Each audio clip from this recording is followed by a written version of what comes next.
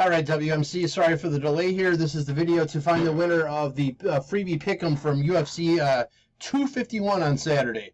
So we'll check the time, July 14th at 4:34 p.m. We're going to go over to the freebie and type live. We have July 14th at 4:34 p.m. There is the list of our 8 correct entries. We're just going to randomize your names, and then whoever's on top after the final roll is our winner. So we need a dice roll of 5 or higher. That's not going to work. 9 times. Here we go. Good luck.